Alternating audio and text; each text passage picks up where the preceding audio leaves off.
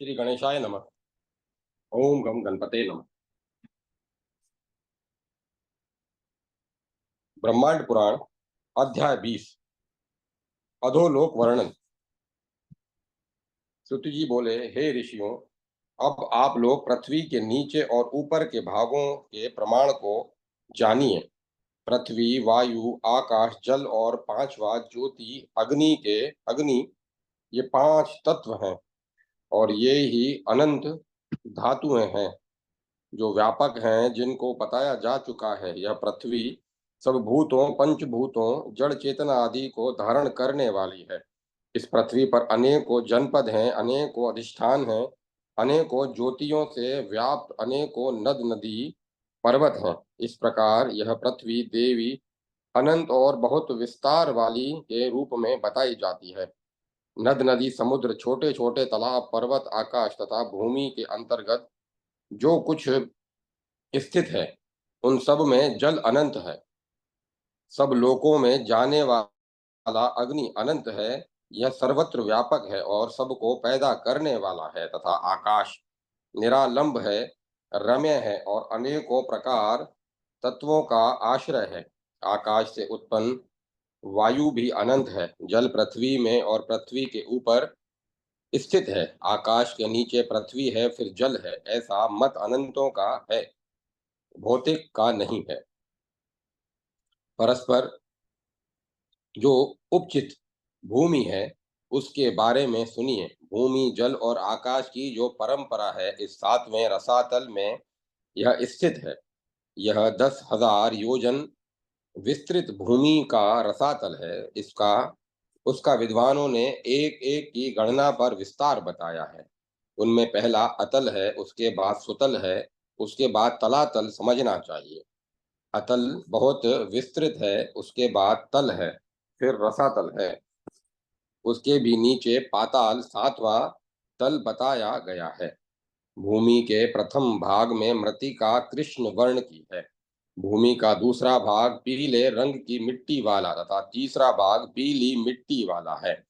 चौथी का पृथ्वी का चौथा भाग पीले रंग की मिट्टी का है तथा पांचवा शक्रा में अर्थात शक्कर के वर्ण वाली मिट्टी का है।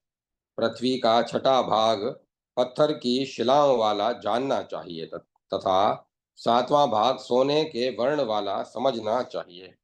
इस प्रथम तल में सुरेंद्र का प्रसिद्ध मंदिर है और इंद्र के शत्रु नमुची नमुची का घर है तथा शंकुकर्ण का पुर नगर है और कबंध का मंदिर है तथा प्रसन्न रहने वाले लोगों से आवृत निष्कुलाद का नगर है और भीम शूलदंत राक्षस का घर है।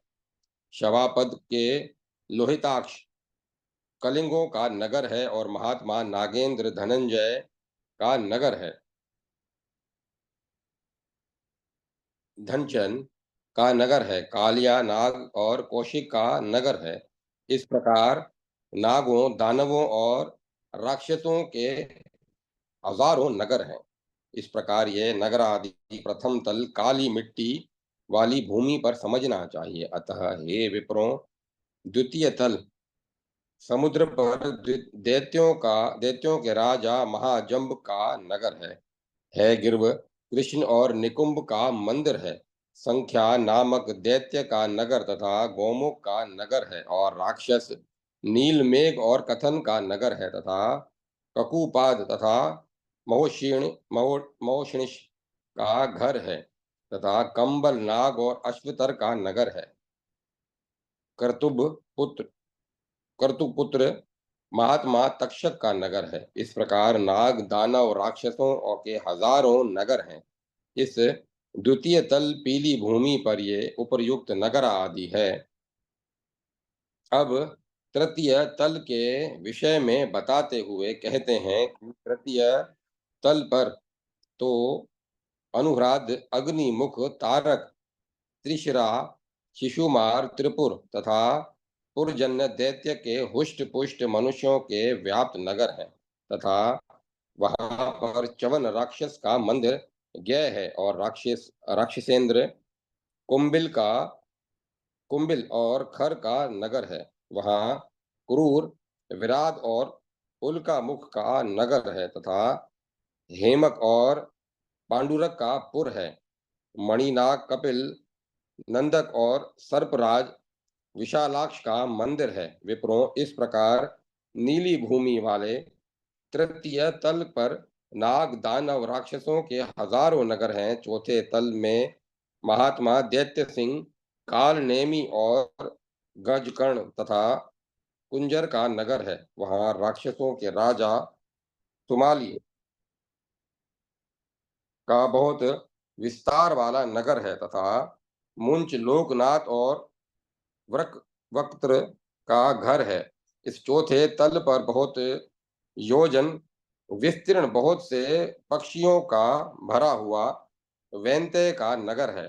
पांचवें तल शकरा के वर्ण वाली भूमि पर बहुत योजन विस्तार वाला दैत्य सिंह, बुद्धिमान विरोचन का नगर है तथा वैद्युत, अग्नि, जीव और हिरण्याक्ष के घर हैं और विद्वान राक्षसेंद्र विदुत जीव का नगर है और सहामेघ और राक्षसेंद्र माली का नगर है तथा किरमिर, नाग, स्वास्तिक और जय का नगर है। इस प्रकार इस शकरा मिट्टी की भूमि वाले पंचम तल पर सदा नाग, दानव और राक्षसों के हजारों नगर है। इस छठे तल पर दैत्यपति केसर का उत्तम नगर है। सुपरवा, पोलोमा और महिष का नगर है। महात्मा राक्षसेंद्र स्वरूप का नगर है। वहां पर आनंद से युक्त सुरमा पुत्र शतशीर्ष बैठते हैं। वहां महेंद्र के मित्र श्रीमान वासुकी नाम के नागराज हैं। इस प्रकार इस विख्यात शिला भूमि वाले छठे रसातल पर हजारों नाग, दानव, राक्षसों के नगर हैं। सातवें तल सातवें सबसे पश्चिम पाताल के राजा बलि का नर नारियों से भरा हुआ नगर है। यह असुरी तथा नागों से पूर्ण कुट देव शत्रुओं से व्याप्त है। वहां के मुचुकुंद दैत्य का महानगर है। यह तल दिति पुत्रों के अनेकानेक विशाल पुरों तथा धन संपन्न हजारों धुतिमान नाग नगरों से तथा दैत्यों, दानवों के बड़े बड़े महापुरों से और राक्षसों के अनेकों विशाल भवनों से भरा पड़ा है। हे विप्रेंद्रों, वहां पर पाताल के अंत में लाल कमल के समान आंखों वाले अजर और अमर, सफेद शंख के उदर के समान शरीर वाले, नील वस्त्र वाले, महाबलवान, विशाल भोग वाले, धुतिमान, विचित्र माला को धारण करने वाले, ये विशाल भुजा वाले और विशाल शरीर वाले नागाधिराज शेषनाग हैं। वे स्वर्ण शिखर में प्रदीप्त मुख और से विराजित हैं। हजारों मुखों की इनकी एक कुंडली शोभित होती है। वे वे चमकती हुई और जलती हुई अग्नि की लपट वाली लपलपाती हुई जीवों वाले हैं। वे ज्वालाओं से परिक्षिप्त कैलाश पर्वत के समान दिखाई देते हैं तथा ये वे हजारों हजार सिर वाले, एक सर्ग में दो आंख के अनुसार 2000 नेत्र वाले हैं।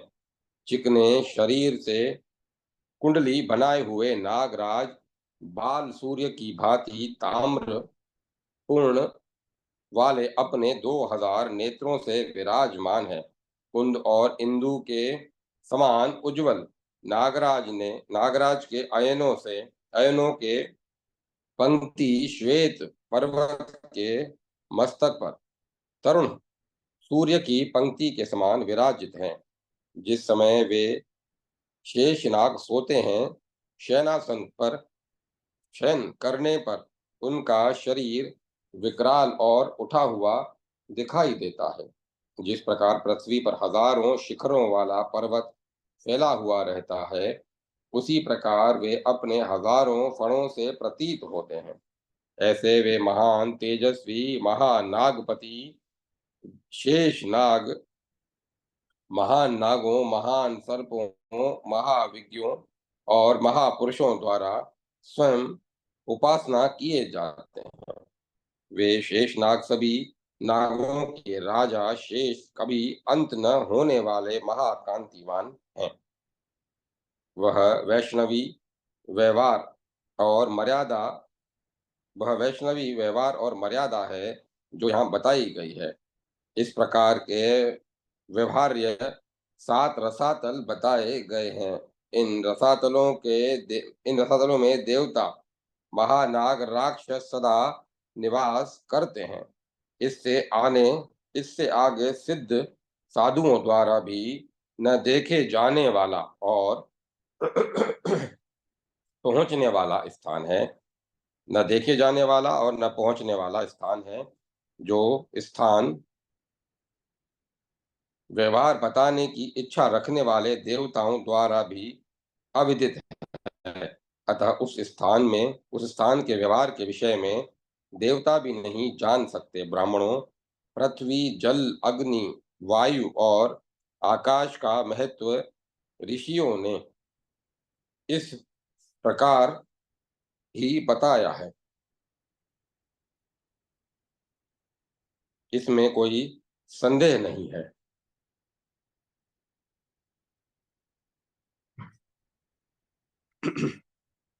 इसके बाद हम सूर्य और चंद्रमा की गति को बताएंगे। इस प्रकार श्री ब्रह्मांड पुराण वायु प्रोक्त पूर्व भाग द्वितीय अनुषंग पाद 20वां अध्याय अधोलोक वर्णन संपन्न हुआ। जय माता सरस्वती। जय मां सरस्वती। अध्याय 21वां, आदित्य व्यू वर्णन। मंडलों से उठे हुए ये सूर्य और चंद्रमा अपनी किरणों के प्रकाशों द्वारा जितना ही भ्रमण करते हैं, वही 7 द्वीपों और 7 समुद्रों का विस्तार है। सूर्य और चंद्रमा पृथ्वी के बाहरी भाग से परिमाण में प्रकाश करते हैं। यह आकाशमंडल भूमि की परिधि के नाप के बराबर है। ये सूर्य भ्रमण करते हुए तीनों लोकों को प्रकाशित करते हैं। इसीलिए अभी प्रकाश अर्थ वाली धातु से प्रकाशित करने के कारण वे रवि कहे जाते हैं। इसके बाद मैं चंद्र और सूर्य का प्रमाण बताऊंगा। इस भारतवर्ष में मही शब्द महित्वात अर्थात पूज्यत्व के कारण निपातन से सिद्ध हुआ है।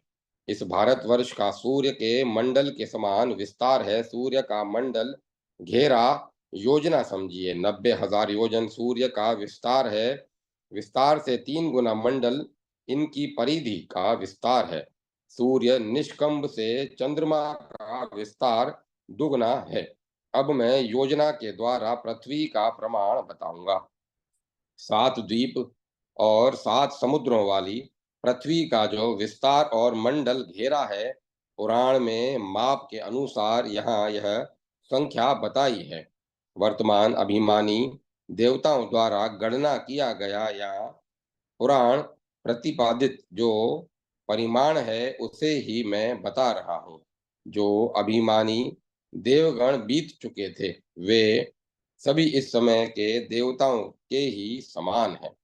जो देव भूतकाल में थे, उन्हीं के रूप और नामों से वे इस समय के देवों द्वारा बताए अनुसार भूमंडल का वर्णन करूंगा। स्वर्ग का सन्निवेश निश्चित ही इस समय के ही समान है। 50 करोड़ योजन समस्त पृथ्वी का विस्तार बताया गया है। उसके आधे प्रमाण से आधे तक मेरु की स्थिति है। पृथ्वी का जो आधा विस्तार है, वह मेरु के 1 योजन बाद कहा गया है। मेरु के मध्य बिंदु से प्रत्येक दिशा की और 1 कोटि 1 करोड़ पृथ्वी बताई गई है। 1,89,000 फिर और जोड़िए, उसके बाद 50,000 योजन मिलाकर कुल 1,01,50,089 हुए। इस प्रकार 1,01,50,089 हुए, योजन हुए। अतः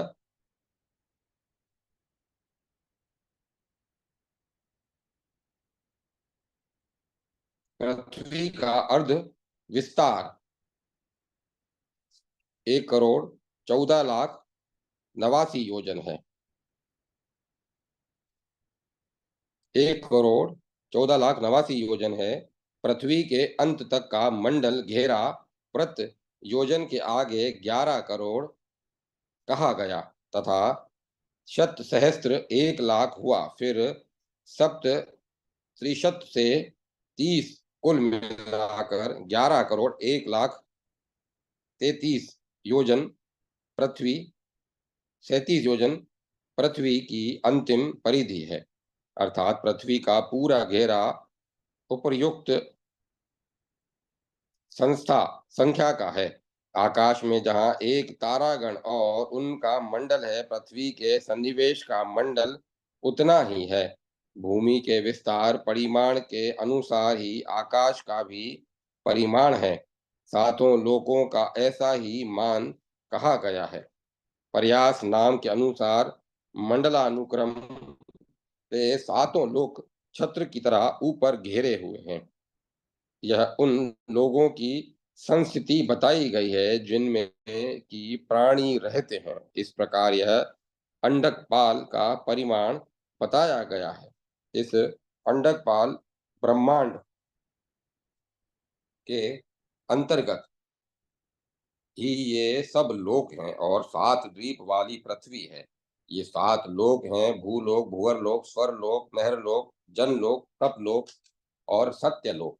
ये सातों लोक छत्र छाते के आकार के रूप में स्थित हैं। ये सातों लोक अपने सूक्ष्म आवरणों से एक दूसरे से बंधे अलग अलग स्थित हैं। ये सब आवरण 10 गुने अधिक उन प्रकृतियों वाले विशेषों से समुत्पत्र परस्पर धारण करते हुए तथा परस्पर एक दूसरे को पूर्ण करते हुए स्थित हैं।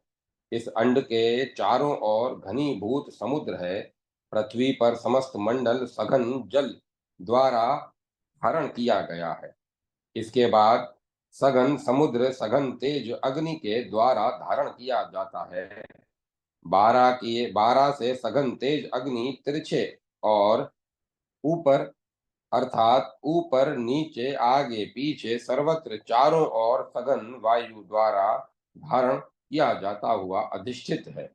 सघन वायुमंडल को आकाश धारण किए हुए स्थित है और आकाश महात्मा पंच महाभूतों से आवृत है और सब भूतादि महतत्व से आवृत है। यह महतत्व जिसका कभी अंत नहीं होता, न जिसका कभी व्यय होता है, इस प्रकार का महतत्व प्रधान तत्व प्रकृति द्वारा आवृत है। सुत जी बोले, अब मैं क्रमानुसार ज्योतिष के गुण प्रचार की सिद्धि के लिए लोकपाल के नगरों का वर्णन करूंगा। मेरु पामिर के पठार से पूर्व दिशा में तथा मानस के शिखर पर स्वर्ण से परिष्कृत धन धान्य से भरी हुई महेंद्र की पुरी। फिर मेरु के दक्षिण में मानस के शिखर पर संयमपुर में व्यवस्वत यम निवास करते हैं। फिर मेरु के पश्चिचत के में मानस के शिखर पर बुद्धिमान वरुण की सुखा नाम का रम्यपुरी है। जिस सुख नाम के पुर में यक्षों के स्वामी राजा वरुण निवास करते हैं। मेरु की उत्तर दिशा में मानस के शिखर पर महेंद्र की नगरी के समान सोम की विभावरी नाम की पुरी है। मानस के उत्तर पुष्ट पर धर्म की व्यवस्था करने के लिए तथा संसार का संरक्षण करने के लिए चारों दिशाओं में लोकपाल स्थित हैं। लोकपालों के ऊपर रहने वाले सूर्य के दक्षिणायन हो जाने पर काष्ठागत उस दिशा में गए हुए सूर्य की जो गति है उसको सुनिए। दक्षिण दिशा में गए हुए सूर्य फेंके गए बाण की तरह चलते हैं, जो ज्योतिष चक्र को लेकर निरंतर चलते रहते हैं। जब सूर्य अमरावती के मध्य चलते हैं, तब यमराज के संयमनपुर में सूर्योदय दिखाई देता है। जब सूर्य सुखा नाम पुरी में आ जाते हैं, तब वहां आधी रात हो जाती है और विभावरी में जब आते हैं तब वे अस्त हो जाते हैं। विवस्वत यम के संयमनपुर के बीचों बीच जब सूर्य होते हैं, तब उसी कारण की सुखा नामक पुरी में उठते हुए दिखाई देते हैं। विभावरी में अर्धरात्रि हो जाती है और महेंद्री इंद्रपुरी में अस्त हो जाते हैं। जब दक्षिण पर्व के देशों में अपराह्न हो जाता है तथा दक्षिण के ऊपर देशों में उपराह्न हो जाता है, जो लोग उत्तर पथ में निवास करते हैं उनके लिए यह अपर रात्रि का समय होता है। जो लोग उत्तर पथ में निवास करते हैं उनके लिए यह अपर रात्रि का समय होता है। जो देश उत्तर पूर्व में हैं, वहां पर उनके लिए वह आधी रात के पर्व का समय होता है। इस प्रकार उत्तर में रहने पर सूर्य भुवनों में विराजते हैं और उसके बाद जब सूर्य वरुण की सुखा नामक पुरी में आ जाते हैं, तब मध्याह्न होता है। यह वह सोम की पुरी विभावरी में होते हैं, तो वहां से उठते हुए दिखाई देते हैं। आधी रात को अमरावती में रहने पर तथा यम की नगरी में अस्त हो जाते हैं। सोम की पुरी विभावरी में रहने पर मध्याह्न काल होता है। महेंद्र की अमरावती में जब सूर्य उठते हैं, तब यम की संयमनपुरी में आधी रात तथा वारुणी में अस्त हो जाते हैं। जब सूर्य शीघ्र भ्रमण करते हैं, तब वे आग के गोले की तरह प्रतीत होते हैं। तब भ्रमण करते हुए सूर्य के साथ भ्रमण करते हुए नक्षत्र भी चलते हैं। इस प्रकार चारों दिशाओं में दक्षिणा करते हुए वे घूमते हैं, उदय और अस्त होते रहते हैं और पुनः पुनः उठते हैं। पूर्वान और उपरान दो दो सूर्य के देवालय हैं। वे मध्याह्न में अपनी उन किरणों से तपते हैं।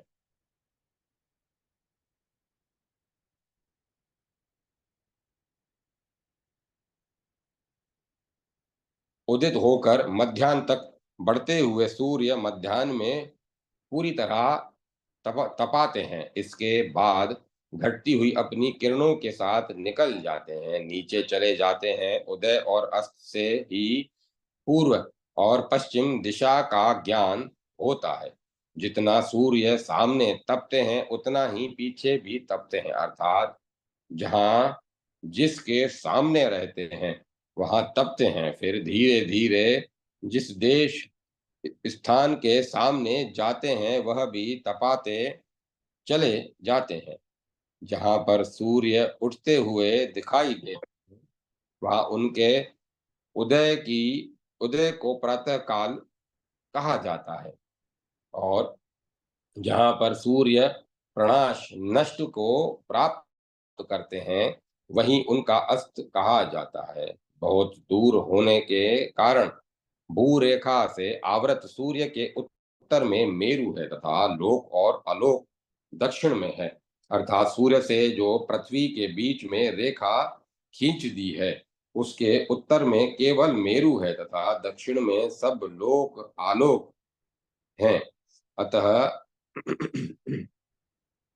उत्तर में केवल मेरु को लेकर जो सब दक्षिण में माने ही जा सकते हैं, क्योंकि मेरु का उत्तरांत रेखा का दक्षिण हो ही गया, वही तो सब देश ही है। जिस कारण से किरणें विलीन हो जाती हैं, उसी कारण से वहाँ रात्रि हो जाती है। रात में सूर्य की किरणें लीन होने के कारण दिखाई नहीं देती हैं। ग्रह, नक्षत्र, चंद्रमा और सूर्य का उदय और अस्त बहुत ऊंचे स्थान से जाना गया है। अग्नि और जल की छाया शुक्ल वर्ण की होती है और पृथ्वी की छाया कृष्ण वर्ण की होती है।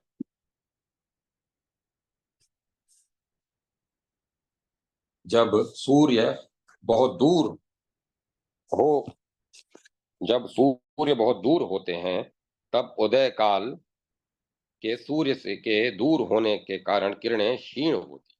ऐसा लगता है कि मानो सूर्य बिना किरण वाले हैं। उस समय सूर्य लाल वर्ण के हो जाते हैं तथा लाल हो जाने के कारण उनमें उष्णता भी नहीं रहती।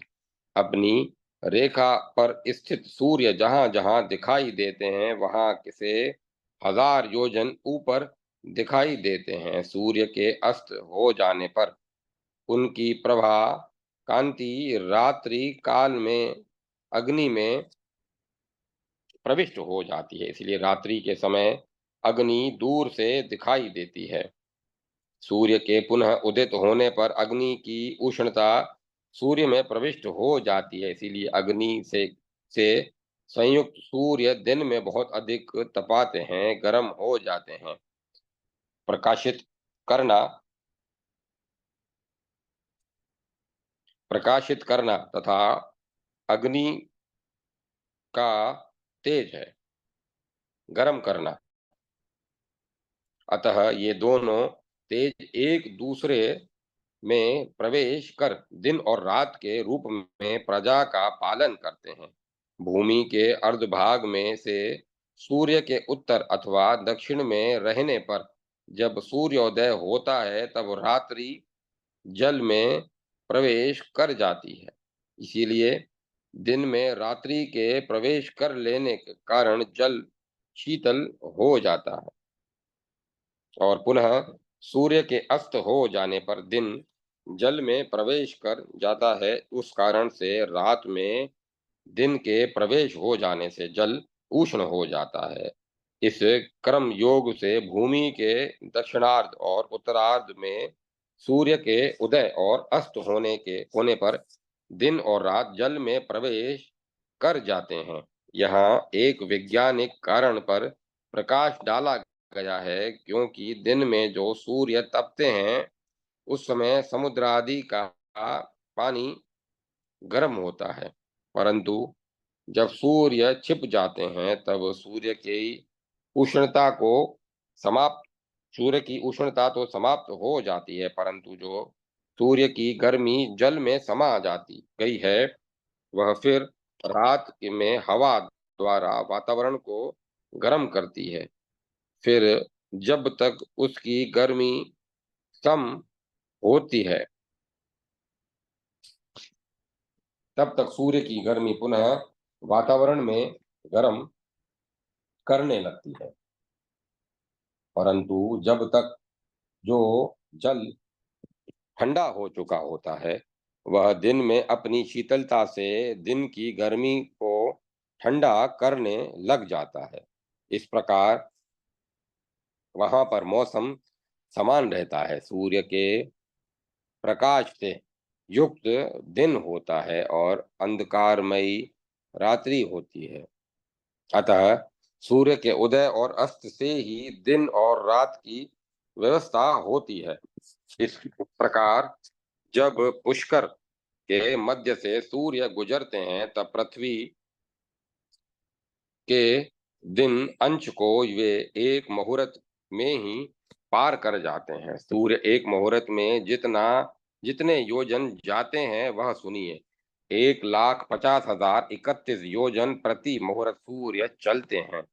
यह सूर्य की मुहूर्ती की गति बताई गई है। इस गति योग से जब सूर्य दक्षिण दिशा में जाते हैं तब वे सूर्य दक्षिण दिशा के मध्य में गुजरते हुए जब दक्षिण दिशा के अंत में पहुंचते हैं तब पुष्कर के मध्य से चलते हुए दक्षिणायन की ओर में भ्रमण करते हैं। उसके बाद मानस के उत्तर शैल पर और विषुवत रेखा के अंतर पर दक्षिण दिशा में चलते हैं। उसको सुनिए। इस विषुवत रेखा का घेरा 9 करोड़ 9 लाख 45 योजन है। सूर्य की दिन रात की गति यही बताई गई है।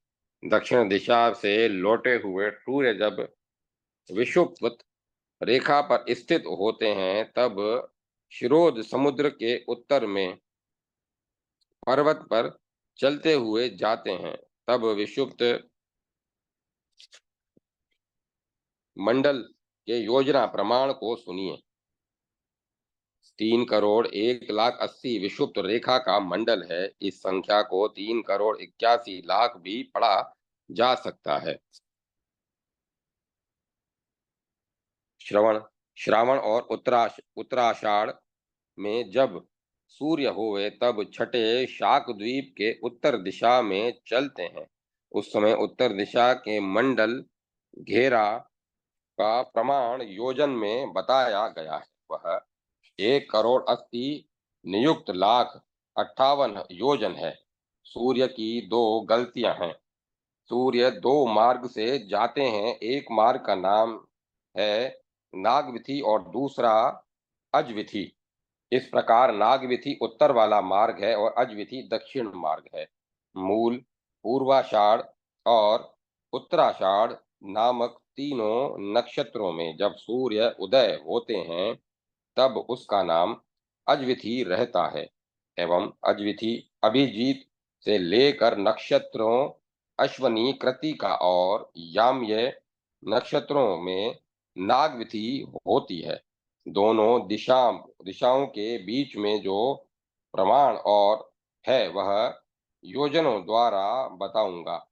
अतः वह 8,03,33 योजन है।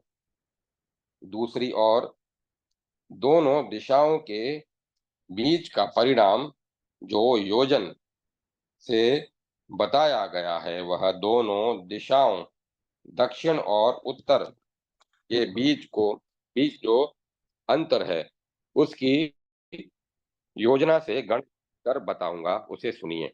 उन दोनों दिशाओं का अंतर 7 करोड़ 10 लाख 1 हजार 75 योजन है।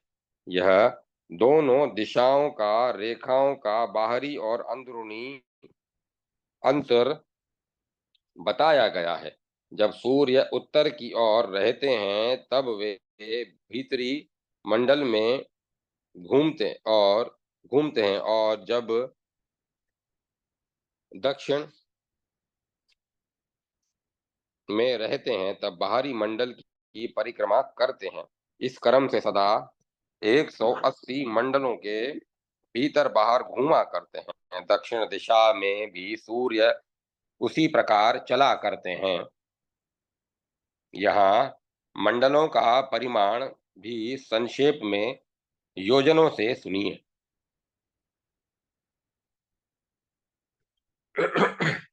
इस मंडल का प्रमाण 21,221 योजन कहा गया है। मंडल का विकम्भ ऊपरी धरातल टेढ़ा है।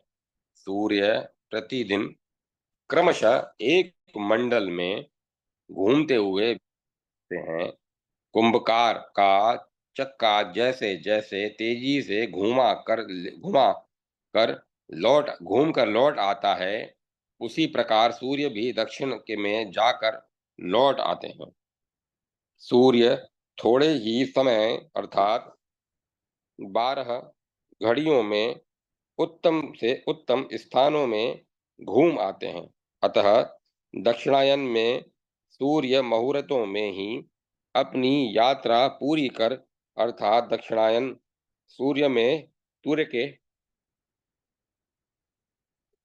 होने पर दिन मुहूर्तों का ही होता है। वे दिन के 13.5 नक्षत्रों का भ्रमण कर लेते हैं। रात में सूर्य 18 मुहूर्तों में उतने ही नक्षत्रों का भ्रमण करते हैं जिस प्रकार कुम्हार के चक्के का मध्य भाग धीरे धीरे घूमता है, उसी प्रकार वे सूर्य उत्तरायण होने पर परम परमंद पर मंद पराक्रम वाले हो जाते हैं। उसी कारण वे दीर्घ काल में एक भूमि पर चलते हैं। इस प्रकार वे 18 मुहूर्तों में ही पश्चिम दिशा का परिभ्रमण दिन में करते हैं, और इस प्रकार यह निष्कर्ष निकला कि दक्षिणायन सूर्य होने पर वे दिन में 12 मुहूर्त की यात्रा पूरी करते हैं तथा उत्तरायण होने पर 18 मुहूर्त की यात्रा पूरी करते हैं। अतः दक्षिणायन अर्थात जाड़े के दिन में जाड़े के दिनों में दिन 12 मुहूर्त का हुआ, तथा उत्तरायण सूर्य होने पर तथा गर्मी के में दिन 18 मुहूर्त का हुआ तथा एक चौथाई मुहूर्त का 1 घंटा होता है। 12 मुहूर्त का 12 गुणे 4/5 जो 48 5 जो हुआ 9 घंटे 36 मिनट का सबसे छोटा दिन हुआ, तथा उत्तरायण में मुहूर्त में 9 घंटे 24 मिनट का दिन हुआ। अतः यह माना यह मान प्राय सत्य ही है। इसीलिए इस तरह सूर्य के चलने पर दिन उनका कम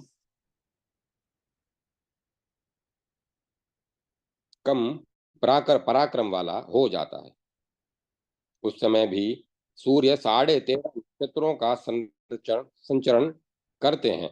फिर रात में भी 12 मुहूर्तों से उतने ही नक्षत्रों का भ्रमण करते हैं। जिस प्रकार चक्र की नाभि के मध्य स्थित मिट्टी का पिंड धीरे धीरे घूमता है, उसी कारण ब्रह्मांड चक्र की नाभि के मध्य स्थित ध्रुव भी धीरे धीरे घूमता है। 30 मुहूर्तों में दिन और रात भ्रमण करते हुए ध्रुव दोनों दिशाओं के मध्य मंडलों का भ्रमण करते हैं। अतः जैसे कुम्हार के चक्की की नाभि जैसी की तैसी तथा जहाँ पहले थी वहीं बनी रहती है, उसी प्रकार ध्रुव को भी वहीं पर घूमते हुए जानना चाहिए।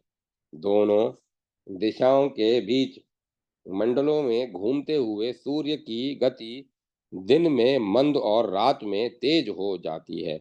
उत्तर की ओर सूर्य के चले जाने पर दिन में सूर्य की गति मंद हो जाती है। इसी उसी प्रकार फिर रात में सूर्य की गति शीघ्र तेज हो जाती है, अर्थात उत्तरायण होने पर सूर्य दिन में धीरे धीरे चलते हैं, अतः दिन बड़े हो जाते हैं तथा रात में शीघ्र चलते हैं।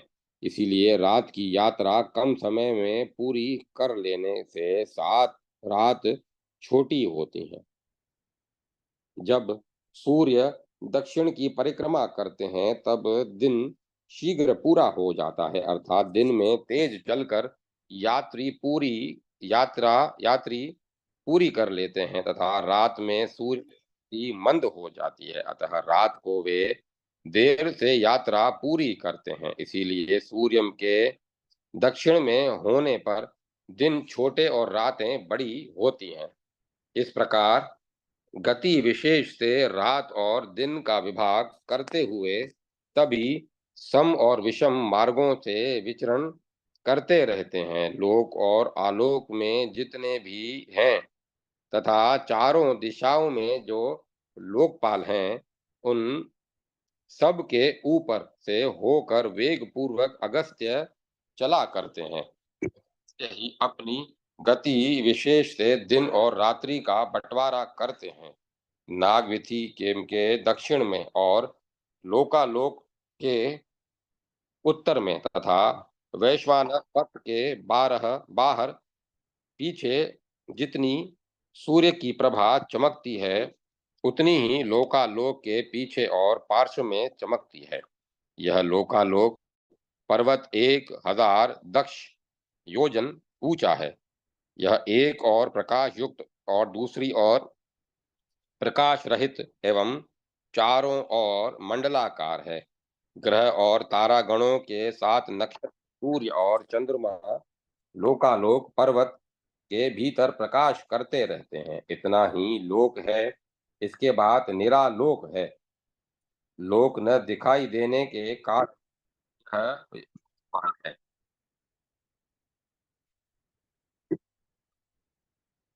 नहीं लोकवान के है, नहीं दिखाई देने के कारण यह अलोक है। जिस कारण सूर्य भ्रमण करते हुए लोकालोक का सघन संधान करते हैं, उसी कारण उषा और व्यष्टि का मध्य भाग विप्रों द्वारा संध्या उषा को रात्रि और व्यष्टि को दिन कहा जाता है। संध्या काल में सूर्य और अग्नि को ग्रसने वाले दुष्ट दुष्ट राक्षसों को ब्रह्मा जी ने शाप दिया था, जिससे उनकी उसी समय मृत्यु हो गई। किंतु उन राक्षसों की देहों ने अक्षय न होना और न मरना प्राप्त कर लिया, अर्थात वे सदा के लिए अमर हो गए। वे मंदह मंदह नाम के राक्षस 3 करोड़ विख्यात हैं। वे सब प्रतिदिन उदय होते हुए सूर्य पीड़ित करते हुए वे सब प्रतिदिन उदय होते हुए सूर्य पीड़ित करते हुए की प्रार्थना करते हैं और ताप्ती करते हुए सूर्य को खा जाना चाहते हैं। इस प्रकार सूर्य का और उनका दारुण युद्ध शुरू हो जाता है। तब ब्रह्मा, देवगण और श्रेष्ठ ब्राह्मण लोग संध्या में संपूर्ण रूप से उपासना में स्थित हो ओमकार ब्रह्म युक्त गायत्री मंत्र के द्वारा अभिमंत्रित जल को सदा सेकते हैं। तब उन मंत्रों के प्रभाव से स्फूर्ति और ज्योति प्राप्त कर सूर्य अपनी प्रचंड किरणों के साथ चमकने लग जाते हैं। उसके बाद फिर महातेज और महाबल एवं पराक्रम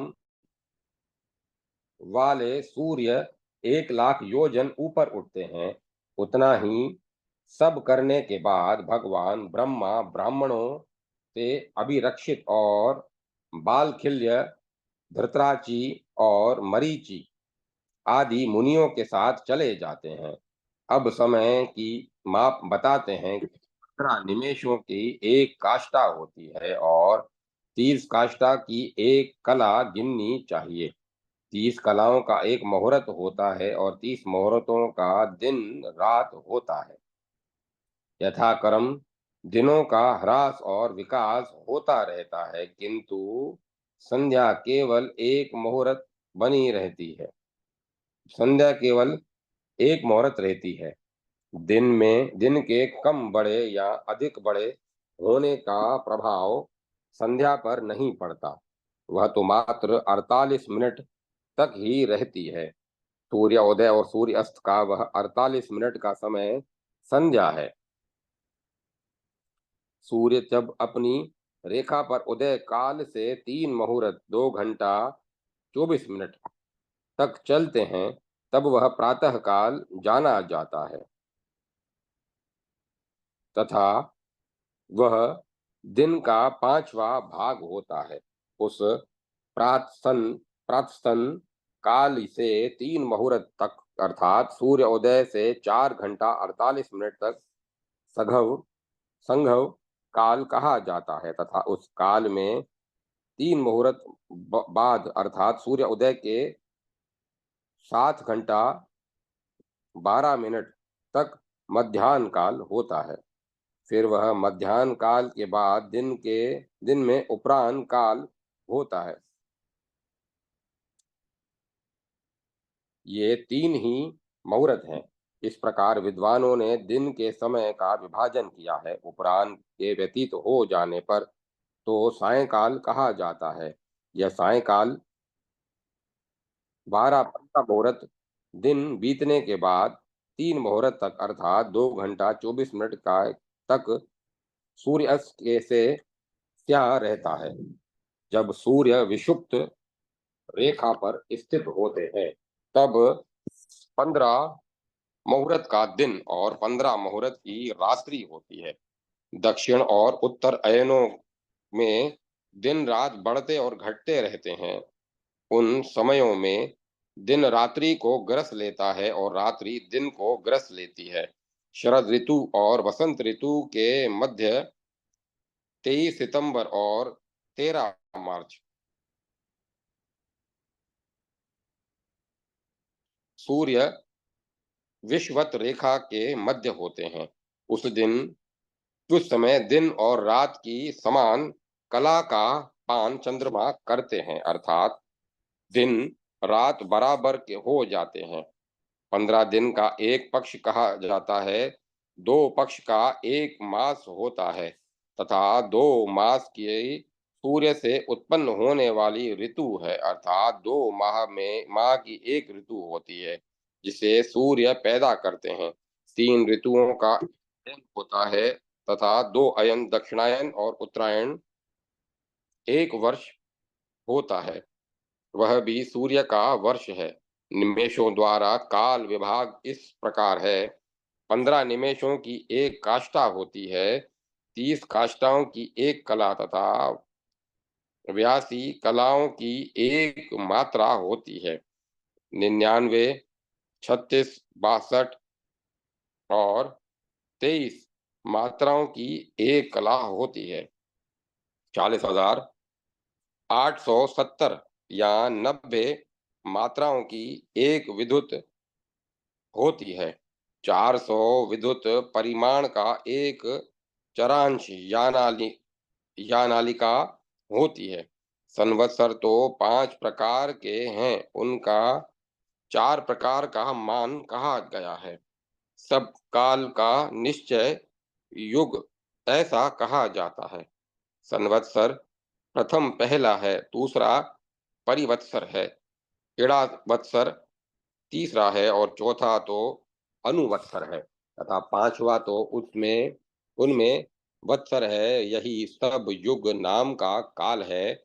30 पर्वों के पूर्ण हो जाने पर एक सूर्य युग सूर्य के 48 बार उदय होने पर होता है। सूर्य के 10 अयन 30 ऋतुओं के होते हैं। इस प्रकार के 3500 अयनों के सूर्य के 7 महीने होते हैं।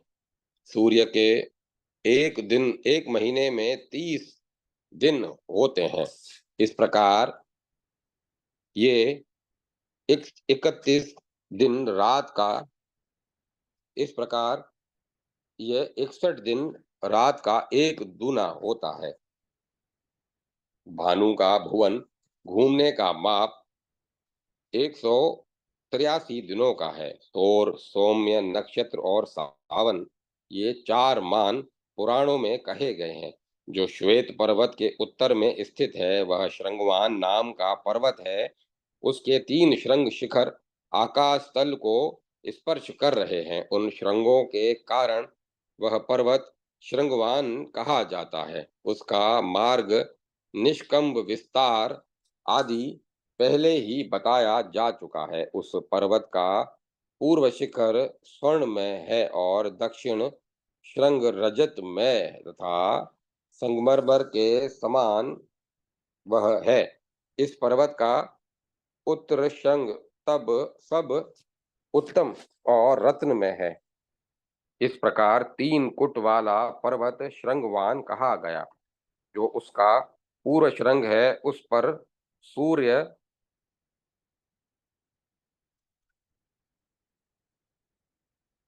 भगवान शरद और वसंत ऋतु के मध्य में मध्य गति से चलते हुए आनंद लेते हैं। अतः उस समय दिन और रात बराबर कर देते हैं और अंधकार को दूर कर देते हैं।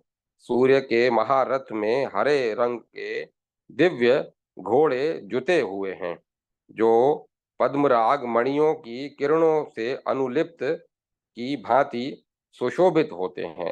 मेष राशि के अंत में और तुला राशि के अंत में सूर्य के पहुंचने पर दिन और रात 15-15 मुहूर्त के ही होते हैं।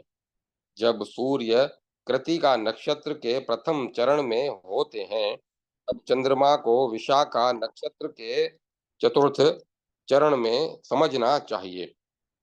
जब सूर्य विशाखा नक्षत्र के तृतीय अंश चरण में विचरण कर रहे होते हैं, तब चंद्रमा को कृत्तिका के सिर पर स्थित समझना चाहिए। महर्षि गण इसी को विषुव काल कहते हैं। सूर्य चंद्रमा के द्वारा विषुव काल को जानना चाहिए। उस समय दिन और रात्रि समान हो जाते हैं। वही समय विषुव होता है। उस समय विषुपों में पितरों के निमित्त विशेषतः ब्राह्मणों को दान देना चाहिए, क्योंकि ब्राह्मण प्रमुख देवता होते हैं। कला काष्ठा और मुहूर्त की गणना के अनुसार उन मास वर्ष में एक माह का कम होना, अधिक मास वर्ष में एक मास का बढ़ जाना,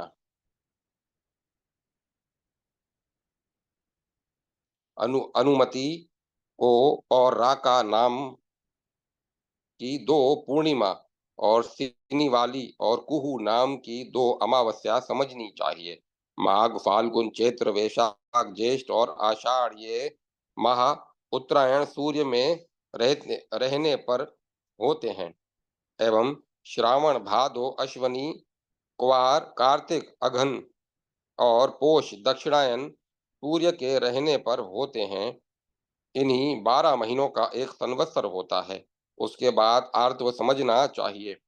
5 आबद का एक ब्रह्म सूत्र या ब्रह्म तनय होता है। उस आर्त से ऋतु ज्ञेय है, क्योंकि ऋतुओं से ही आर्तव कहा गया है, क्योंकि ऋतुएं इन्हीं से पैदा हुई हैं। इसीलिए अमावस्या इस पर्व की ऋतुओं से में प्रमुख समझनी चाहिए।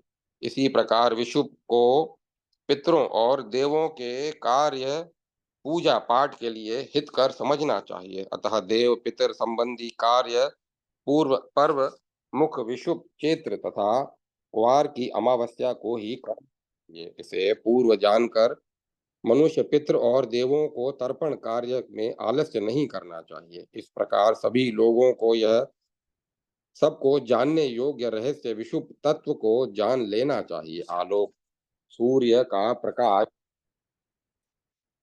जहाँ तक जाता है वह लोक कहा जाता है। जहाँ प्रकाश नहीं पहुंचता वह आलोक कहा गया है। तथा यह पर्वत है जिसके एक तरफ प्रकाश रहता है, दूसरी तरफ अंधकार रहता है। लोकालोक के मध्य लोकपाल स्थित हैं। वे चार महात्मा प्रलय काल तक रहते हैं। उनके नाम हैं वैराज, सुधामा, शंखपा, करदम, हिरण्यरोमा, पर्जन्य और केतुमान राजस। ये उपर्युक्त चारों लोकपाल वहां बिना किसी विवाद, बिना किसी अभिमान, बिना किसी सीमा में तथा बिना किसी का कुछ लेन देन के साथ लोकालोक लोक लोक में चारों दिशाओं में स्थित है। अगस्त्य के उत्तर, अजीविथि के दक्षिण एवं विश्वानर मार्ग के 12 पितृयान मार्ग हैं। वहां उस पितृयान मार्ग में संसार को संतान पैदा करने वाले प्रजावान, अग्निहोत्र करने वाले ऋषिगण निवास करते हैं। वे सब दक्षिणपंथी ऋषिगण लोक की कामना रखने वाले हैं, तथा जो प्राणी किसी भी कामना से कर्मों को आरंभ करते हैं, उन्हें आशीर्वाद देने के लिए तत्पर रहते हैं। वे सम्यक प्रकार के से तप किए हुए ऋषिगण तप से, मर्यादाओं से और शास्त्र ज्ञान से युग युग में विचलित धर्म की पुनः स्थापना करते हैं। पूर्व से में उत्पन्न हुए जो हैं, उनका पश्चिम के ग्रहों में जन्म होता है और पश्चिमों का पर्वों के घर में रमण होने पर जन्म होता है। इस प्रकार उनका जन्म मरण चलता रहता है। इस प्रकार क्रमशः मरते हुए और जन्म लेते हुए वे सब प्रलय काल तक वर्तमान रहते हैं। इस प्रकार 28,000 ग्रस्त ऋषि गणों की गण संख्या है, जो सब सूर्य के दक्षिण मार्ग का आश्रय लेकर चंद्रमा और तारा गणों तक रहते हैं। इन क्रियाशील ऋषियों की एक बड़ी संख्या में शमशान में आश्रय ग्रहण किया किया था। इन ऋषियों ने संसार में एक दूसरे की साथ उचित व्यवहार करते हुए प्राणियों की उत्पत्ति करने की दृष्टि से इच्छा द्वेष की प्रकृति से मैथुन के प्रति उपगम से तथा इस लोक में कामकृत विषय के सेवन से इन कारणों से शमशान का आश्रय लिया है। इन ऋषियों ने प्रजा की उत्पत्ति की कामना से द्वापर युग में जन्म लिया था। नागविथि के उत्तर में सप्तऋषि गण के दक्षिण में तथा सूर्य के उत्तर में जो मार्ग है वह देवयान मार्ग कहलाता है। वहां वे रहने वाले सब सिद्ध पुरुष और विशुद्ध ब्रह्मचारी हैं। वे सब संतान उत्पत्ति की निंदा करते हैं, इसीलिए उन्होंने मृत्यु को जीत लिया है। उसके बाद 88 उधर्वरेता ऋषिगण हैं, जो सूर्य के उत्तर मार्ग में प्रलय काल तक रहते हैं।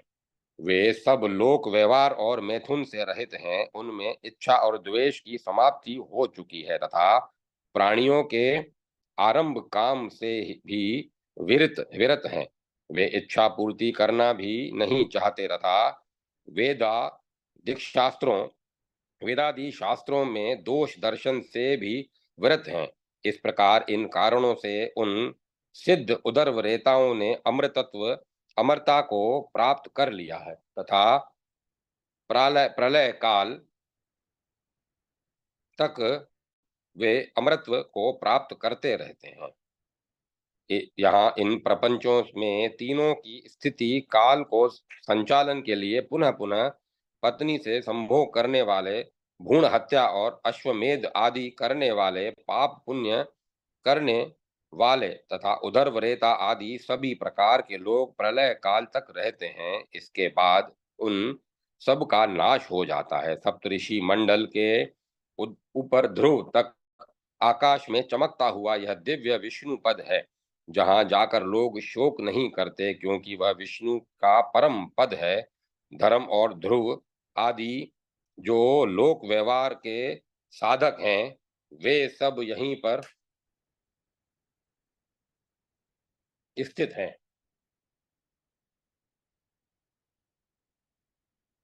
इस प्रकार की ब्रह्मांड पुराण वायु प्रोक्त पूर्व भाग द्वितीय अनुच्छेद पाद 21वां अध्याय आदित्य व्यूह वर्णन संपन्न हुआ। जय माता सरस्वती। जय मां सरस्वती। ओम नमः शिवाय। ओम नमो नारायण। ओम नमो भगवते वासुदेवाय। अब कथा को विराम दिया जाता है।